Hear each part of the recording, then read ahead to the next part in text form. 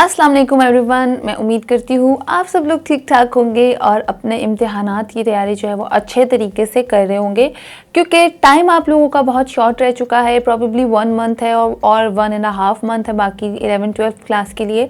तो आज मैं फटाफट से एक वीडियो रिकॉर्ड करूँगी जिसके अंदर मैं आप लोगों को 10th क्लास केमिस्ट्री के गेस्ट पेपर्स बताने वाली हूँ और उसके लॉन्ग क्वेश्चन बताऊँगी। शॉर्ट क्वेश्चन मैं ऑलरेडी बना चुकी हूँ, आप लोग वहाँ वीडियो में जाके हमारे देख सकते हैं, हमारे चैनल पर जाके सब चीज़ें देख सकते हैं। और अगर किसी को नहीं मिलेगा तो मैं नीचे डिस्क्रिप्शन में लिंक मेंशन कर दूंगी, आप लोग वहाँ से देख लीजिएगा। अच्छा, साथ ही साथ मैं आप लोगों को बता दूं कि 10th क्लास के लिए तो बहुत ही शॉर्ट टाइम रह चुके हैं, उनकी तो काफ़ी हद तक तैयारी हो भी चुकी होगी। और मैं ऑलरेडी हम लोग अपने चैनल पे 10th क्लास केमिस्ट्री के गेस्ट पेपर अपलोड कर चुके हैं। ये आप लोगों की फरमाइश पे दोबारा अपलोड कर रही हूँ। तो ये स्टार्ट करते हैं और जानते हैं कि आपके इंपॉर्टेंट लॉन्ग क्वेश्चन कौन से हैं, क्योंकि लॉन्ग क्वेश्चन एक इंपॉर्टेंट पार्ट रखते हैं और मार्क्स आपके जनरेट करने में बहुत हेल्प करते हैं। केमिस्ट्री में वैसे ही कम मार्क्स आते हैं, मैं साफ बात बताऊंगी। केमिस्ट्री में मार्किंग बहुत स्ट्रिक्ट होती है as compared to other subjects, तो उसमें मार्क्स गेन करना भी बहुत मुश्किल होता है। तो इसीलिए देखते हैं आपकी कितनी तैयारी है, आपने कितनी क्वेश्चंस जो है वो प्रिपेयर कर लिए व कितने रह गए। तो आपके केमिस्ट्री का जो चैप्टर नंबर 1 है वो ऑब्वियसली चैप्टर नंबर 9 कंसीडर होता है। 8 तक आप लोगों ने 9th क्लास में पढ़ा होता है। तो चैप्टर नंबर 9 जिसका नाम है केमिकल इक्विलिब्रियम, उसके 5 इंपॉर्टेंट लॉन्ग क्वेश्चन है, आप लोग अपनी स्क्रीन पे देख सकते हैं। जैसे क्वेश्चन नंबर 1 है, describe equilibrium constant and its units, write down the macroscopic characteristics of dynamic equilibrium, state the law of mass action and derive the expression for equilibrium constant for general reaction. इसके बाद है describe the characteristics of reversible and irreversible reaction and also give examples. Last है write down the macroscopic characteristics of forward and reverse reaction.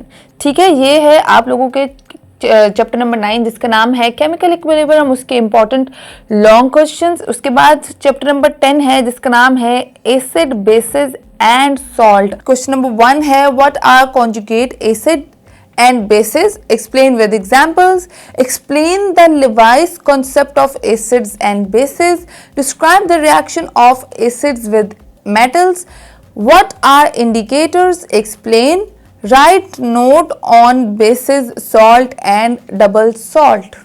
और उसके बाद आपका chapter number 11 आता है जो कि ऑर्गेनिक केमिस्ट्री है। It's a very important chapter. इसके इंपॉर्टेंट 4 लॉन्ग क्वेश्चन है। क्वेश्चन नंबर 1 है how is coal formed, what are the different types of coal, what is destructive distillation of coal, what are alkyl radical, write down the radicals of propane and butane, write down the characteristics of homologous series। उसके बाद आपका chapter number 12 है जिसका नाम है hydrocarbons.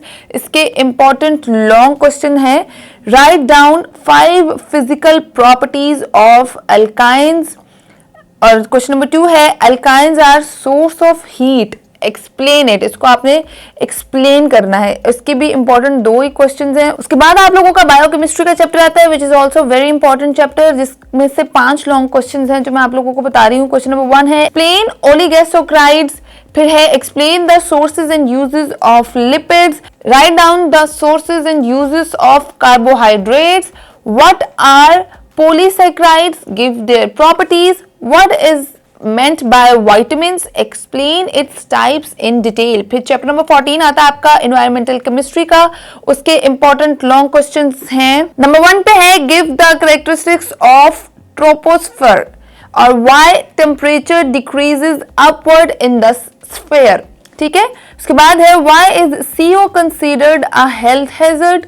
Last है where does ozone layer lie in atmosphere, how is it depleting and how can we prevent depletion। उसके बाद चैप्टर नंबर 15 है वाटर का, आपका जो आपका सेकंड लास्ट चैप्टर है। उसमें 3 इंपॉर्टेंट लॉन्ग क्वेश्चन है। क्वेश्चन नंबर 1 है give some disadvantages of hard water, describe the reason of water hardness, explain domestic effluents.